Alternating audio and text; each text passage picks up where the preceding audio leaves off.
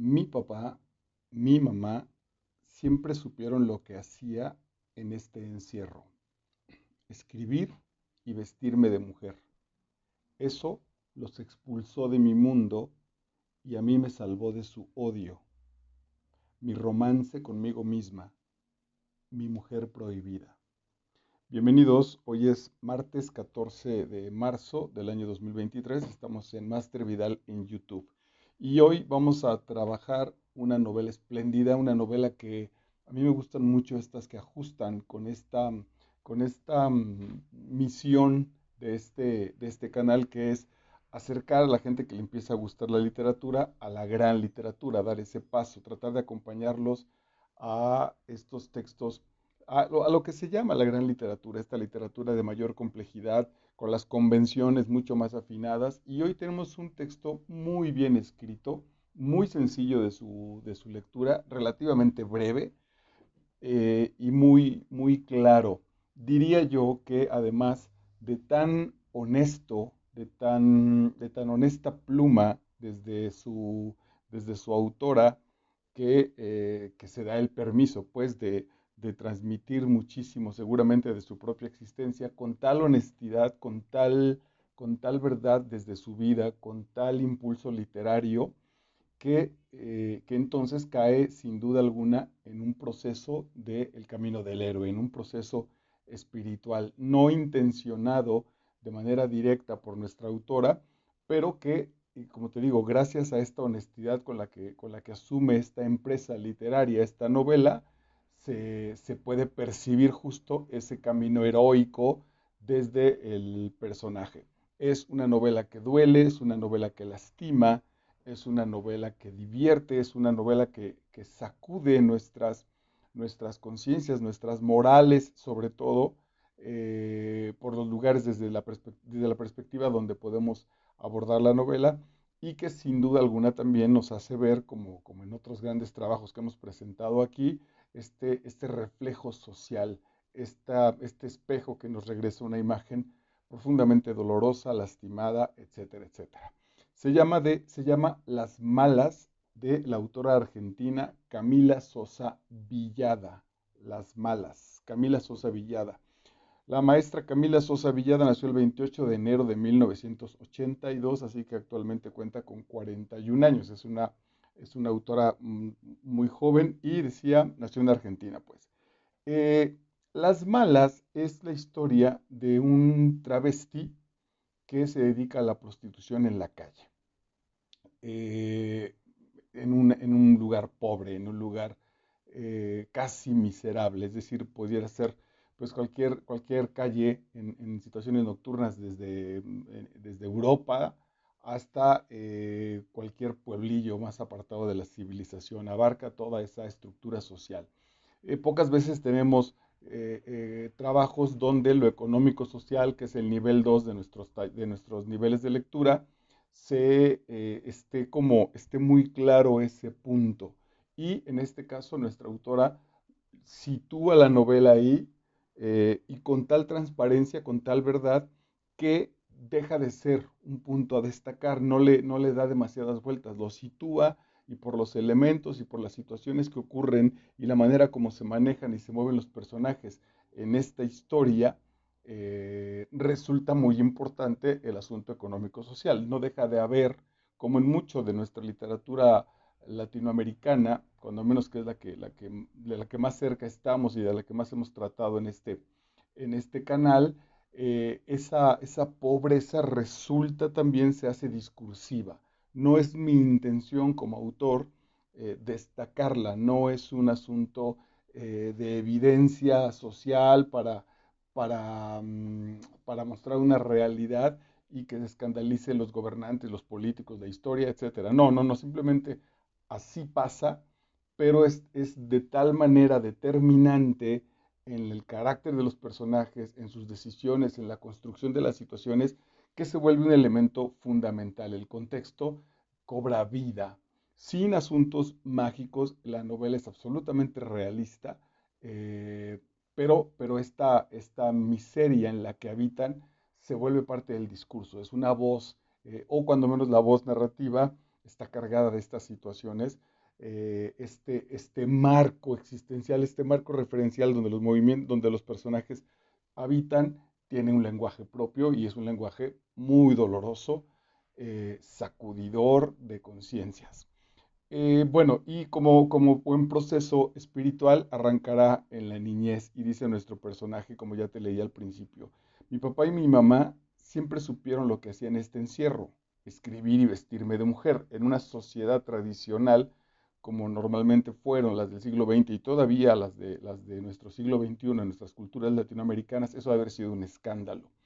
Es la historia, decía, de este travesti desde pequeño, que desde pequeño descubre que quiere ser, que no está a gusto con su cuerpo, que algo sucede, que no va como con la normalidad, con el número mayor de sus compañeros de la escuela, y cuando descubre un grupo de travestis, le viene como el llamado, justo en las novelas de Jack London, el llamado de la vida, quiere pertenecer ahí. Es este aguilucho de El Patito Feo de Andersen que descubre su verdadero grupo y entonces se lanza a vivir una especie, bueno, no una especie, a vivir una doble vida, una vida matutina, moral, de hijo de familia, cumplidor con los requerimientos sociales y otra por las tardes, noches, con este grupo de travestis. Se convierte en mujer, habita el lenguaje, sufre sin duda alguna las consecuencias de una prostitución, del trato que la doble moral social tenemos para esos grupos, ¿no? Toda la hipocresía social que aparece porque muchos hombres casados, religiosos, orgullosos de su ética y de su moral, usan a estos muchachos y además los usan de manera, no, más allá de lo moral como tal, de manera muy violenta. Los castigan por sus culpas, por las culpas de los que contratan a las prostitutas, los golpean, abusan de ellos terriblemente, los violan brutalmente, los lastiman constantemente, los humillan, porque son, de una manera bastante enfermiza de mostrarse, quieren culpar a ellos de sus propios temores, de sus propios monstruos interiores, si es que así se les puede llamar, evidentemente. Y la narración en esta honestidad no cae, por lo tanto, en ningún juicio, ni siquiera es una novela testimonial, es una transparencia maravillosa de cómo este muchacho vivió su vida de travesti, cargada, pues sin duda alguna, de una violencia social ya puesta en nuestro grupo social, en nuestras relaciones económico-políticas, que además se acentúa con estas determinaciones, ¿no?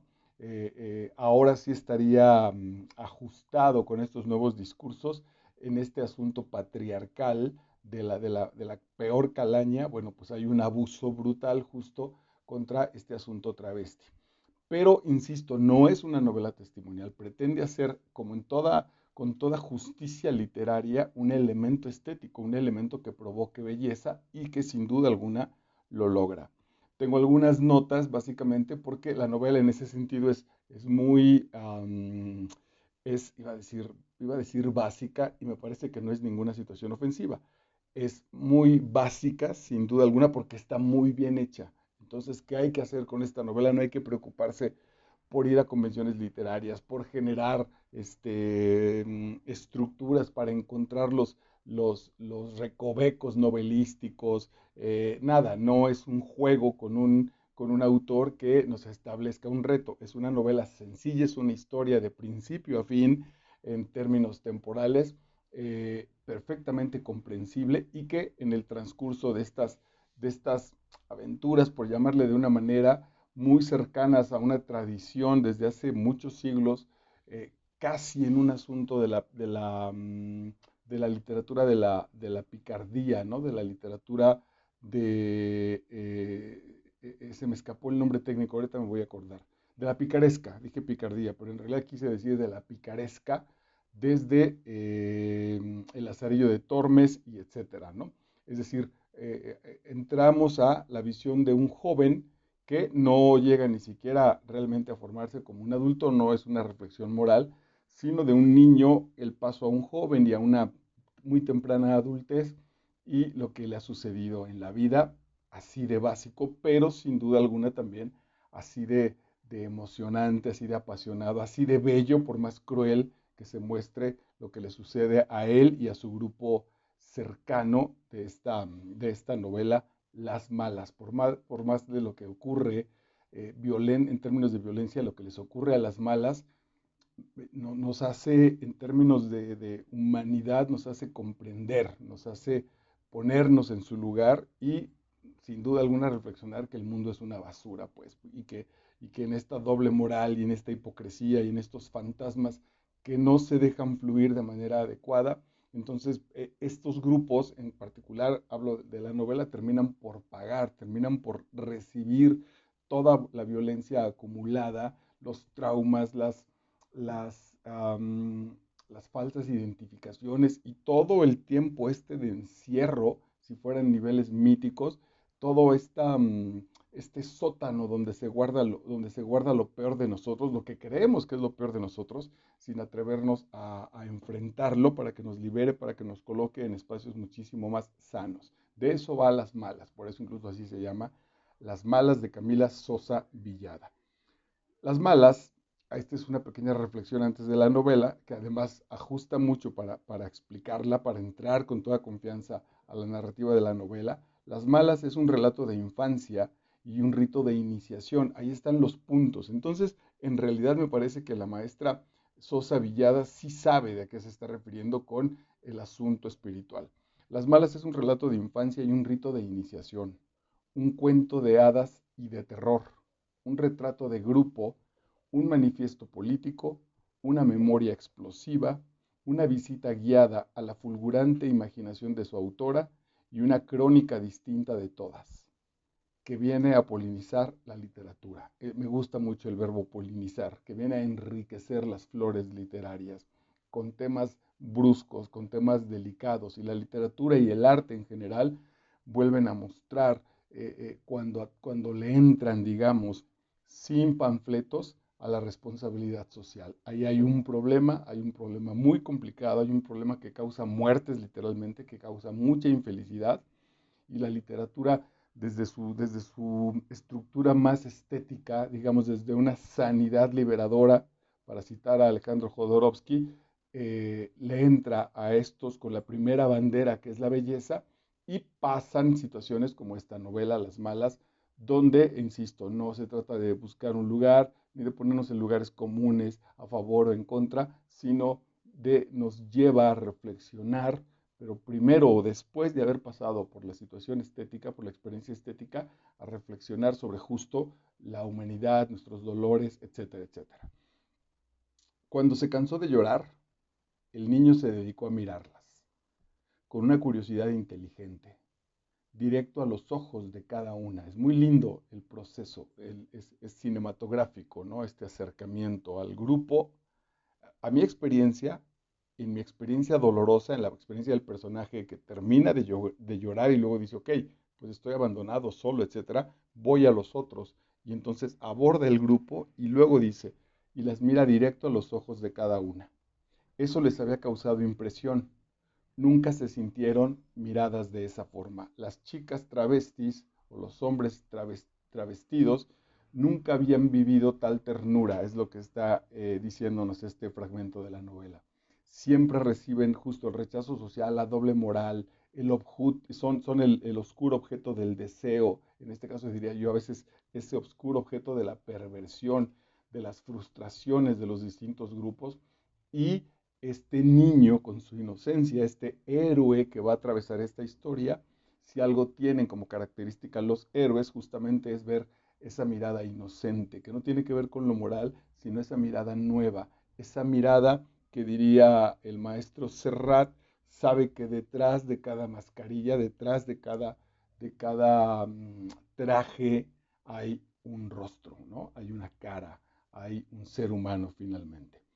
La tía encarnación, está como a 10 centímetros del suelo, de la paz que siente en todo el cuerpo en aquel momento. Encuentran este grupo de travestis, se encuentran dirigidas por esta especie de matrona, que es la tía Encarnación, que es un personaje duro, práctico, muy directo con las acciones, muy concreto en su existir, pero profundamente tierno, profundamente amoroso, detrás de esa máscara de orden y de una representación dura para poder aguantar el rechazo de los otros, está una mujer o está un hombre absolutamente cargado de ternura. Se encuentran un niño, una de estas prostitutas cercanas a este grupo de travestis, está embarazada, muere al dar a luz y estas mujeres, estos hombres travestis, adoptan ese niño. Desde muy pequeño lo alimentan, lo cuidan y crecerá con ellas,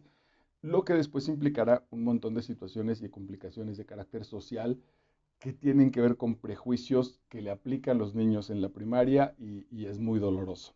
Pero en este caso, recién llega el niño, lo hace de esta novela un asunto religioso.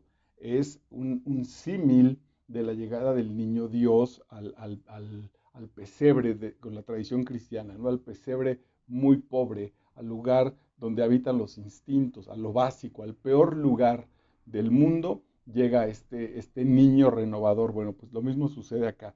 Al peor lugar del mundo llega este infante para que estas prostitutas, estos travestis, recuerden, vuelvan a ponerse en contacto con su parte más, más lastimada socialmente, pero que no, por más lastimada, no ha dejado de estar ahí. Esta parte espiritual, esta parte vulnerable, esta parte de ternura, de un amor absolutamente entregado.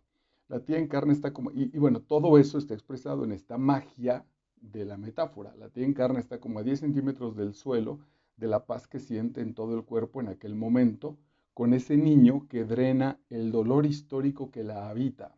La frase es brutal. Y a mí me parece que también toca a estos puntos, a estos temas de las herencias a nivel familiar, de los árboles genealógicos.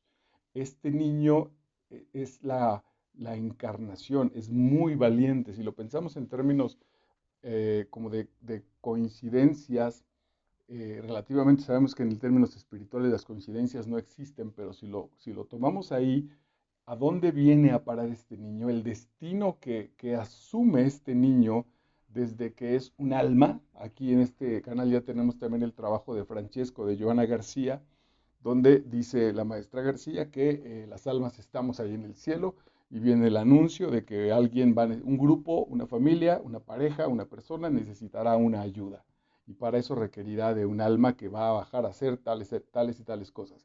Bajo ese proceso se puede aprender esa alma distintas cosas que no ha experimentado en sus anteriores encarnaciones. Bueno, pues con esa información de Joana García, eh, esta novela toma ese juego y entonces este niño viene con toda esa carga de violencia, de lastimaduras, de cicatrices guardadas en el alma, de cicatrices tatuadas en la piel, para saldarlas, para sanarlas, para limpiarlas a partir del amor, a partir de la inocencia. Es un reto bastante complicado, porque si de por sí venir a este mundo en una familia bien, con situaciones económicas relativamente sencillas, no deja de ser complejo, imaginen ustedes entonces que debe ser la representación y la carga de venir a nacer y a ser cuidado por un grupo de prostitutas, por un grupo de travestis socialmente denigrados. Ese es el punto. Bueno, y cómo estos hombres mujeres, le voy a llamar así, sacan lo mejor de su corazón, lo mejor de su ser, sin ninguna situación moral, ni de, es más, es bellísimo la posibilidad de la libertad con la que dejan al niño, en términos de que él será lo que quiera ser, lo que escoja. No hay una situación ni de hacerlo amanerado, nada. Hay una especie de transparencia detrás de esa máscara que socialmente juzgamos como de perversidad en estas personas. En realidad lo que encontramos son almas absolutamente nobles.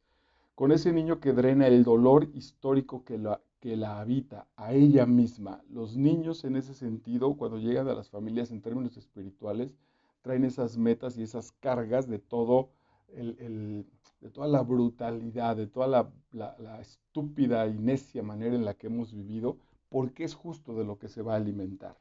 Entonces, son una tremenda oportunidad para nosotros para reflexionar, para detenernos y empezar a encontrar nuevas maneras de lo que voy a llamar en general una pedagogía o una educación intrafamiliar al nivel de la familia en concreto, de la familia nuclear, del tipo de que se trate. Y por otro lado, esos niños con una enorme responsabilidad, esto también aquí tenemos cápsulas de la maestra Virginia Blanes a nivel espiritual, de cómo los niños ya traemos en nuestro ADN del alma, en nuestro ADN espiritual, tareas a resolver, ¿no? Los personajes con los que nos vamos a enfrentar están elaborados, están diseñados para pulir, para sacar lo mejor de muchas condiciones con las que hemos venido moviéndonos en la existencia temporal absoluta, ¿no? Estamos dando por hecho situaciones de encarnación, por ejemplo, de diferentes niveles de diferentes vidas que me van haciendo escalar esos niveles de existencia hasta alcanzar lo que tenga que suceder. Bueno, otra vez, la novela está tan bien hecha que no trae nada a favor de eso que te estoy diciendo. Estoy generando una lectura relativamente externa para que podamos penetrar y descubrir la profundidad de este trabajo, como te decía al principio, sencillo, básico, de principio a fin, de pasado a futuro, pero que es profundamente enriquecedor, trae información de todos los niveles. Mm, Una dolorosa inyección de paz. Es linda también la contradicción. Una dolorosa inyección de paz con este terror que implica que a los niños nos inyecten o inyectar a los niños. Una inyección que hace bien, una inyección a este grupo que lo conecta de nuevo con este sentimiento tan, tan humano, ¿no? Quizá tan esencial para nosotros que es la paz. Algo comenzó en esa penumbra. Hablo de mi penumbra ahora. Hablo de mí misma. Hablo de la sensación de estar tragando puños de tierra de la mano de Dios. A mí, por eso creo que rescata, pues, muchísimas cosas, muchísimas situaciones de lo mejor de nuestras grandes luminarias literarias en Latinoamérica, ¿no? Hay golpes como del odio de Dios, tiene ese sabor del maestro Vallejo en este enunciado. Hablo de la sensación de estar tragando puños de tierra de la mano de Dios. Sin duda, pues, en términos espirituales, sabríamos que estos personajes están equivocados, porque Dios no tiene esas determinaciones, pero bueno, en el ámbito universal, en lo que sucede en el sistema novelístico de las malas, tiene perfecto sentido. Yo diría este personaje, llego en esta encrucijada de saberme hombre, pero quiero ser mujer, y lo habito así, y lo vivo así, y recibo tremendos castigos, recibo una brutal sensación como de estar tragando puños de tierra directamente de la mano de Dios. Esa es la penumbra del personaje. Ahí comenzó la penumbra. Ahí comienza este viaje espiritual desde la conciencia. Y el viaje espiritual, acuérdense que tiene básicamente las posibilidades de regresar a lo que éramos anteriormente y entonces contestar con violencia, con frustración, con enojo, con la idea de ganar, con competencia, o de avanzar básicamente con amor, con compasión, con los otros valores. Bueno, habrá estado preparada para encontrarse con su infancia cuando llega el niño y en este proceso espiritual de retomar nuestra infancia. Este es precioso, este párrafo. Habrá estado preparada para encontrarse con su infancia, para morir. Está hablando de la tía Encarnación, esta madrota que muere por un asunto, creo que le da un paro cardíaco, por brutalidades nefastas. El niño crece hasta los 6 o 7 años y cuando mandan a llamar a los padres, bueno, pues llegan los travestis y los ven mal, el niño empieza a entrar en crisis porque se da cuenta que él tiene una familia que aunque ama profundamente, empieza a ser violentado porque no es normal su familia de papá, mamá tradicional, y aunque él no lo vive y sabe que no lo necesita, la voz social del siglo XX es tan brutal como si estuviera en la época de la Edad Media. ¿Habrá estado la tía Encarnación, que recién murió, preparada para encontrarse con su infancia? Para morir se debe preparar la casa, recibir al niño que supimos ser. Ahí está la parte simbólica de cuando llega este pequeño a este grupo. Llega a manifestar el niño que todos somos. No nos podemos morir si la casa no está en orden, nuestra vida no está en orden, y si no hemos hecho las paces con ese niño eh, que no supimos ser, dice, perdón. Para morir se debe preparar la casa, recibir al niño que no supimos ser, saber pedirle perdón por tanta traición cometida a nosotros mismos, a este niño que fuimos, que estaba cargado de cosas maravillosas. Hoy justamente, apenas hace un rato, les decía a mis alumnos, estoy dando una clase de arte. Estos son chicos de preparatoria, de tercer año de preparatoria, están a punto de entrar a la universidad, y he tenido que remarcar muchísimo las indicaciones, porque si les digo, tomen una foto de ustedes mismos, pero al nivel más profundo que puedan, hay un ejercicio, y entonces el ejercicio pregunta, toma una imagen que manifieste quién eres. Y entonces el 90 y tantos % de una primera situación se retratan como estudiantes y ya lo resolvieron, es decir, están resolviendo lo que el maestro pide para que pasen de año, para que acabe la clase. No tienen una profundidad estética, no tienen una profundidad psicológica, una profundidad metafísica que los rete a encontrar quiénes son.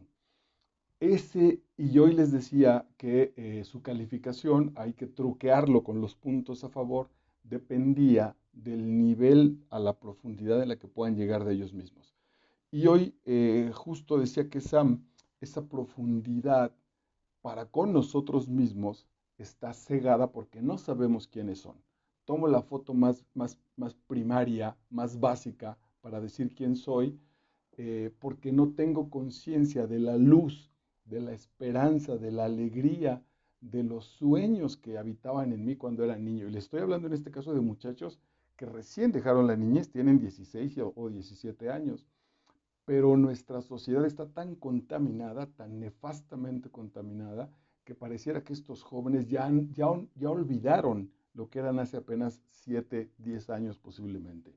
Ya está enterrado. ¿Y por qué está enterrado? Porque no fue una infancia, por más tranquila y pacífica que haya sido, no tenemos infancias felices, tenemos infancias apresuradas por querer que los niños crezcan para que ya no nos den lata, para resolver muy pronto esas supuestas responsabilidades. Bueno, ese proceso en ámbitos espirituales siempre va a regresar a nosotros para ser renovado, para enterarnos en dónde lo tenemos. Saber pedirle perdón por tanta traición cometida, por tanta mentira, por tanta sistemática decepción, por el rumbo perdido, por tanta belleza pasada por alto. Ese es genial. Pedirle perdón a nuestro niño por tanta belleza pasada por alto. La belleza que no vimos en nosotros y la belleza que le cancelamos al niño y que lo apresuramos y que no le permitimos ver. La belleza de, híjole, es que me da mucho coraje porque veo gente que le tiene más paciencia a su perro que a sus hijos. Los perros pueden estar ahí husmeando en cualquier rincón del jardín o del parque, y a los niños los manejamos con prisa. Queremos que resuelvan rápido. Ya, te saco al parque y ya. 3 minutos y ya quiero que te regreses a conectarte a la maldita pantalla. Es brutal, es terrible.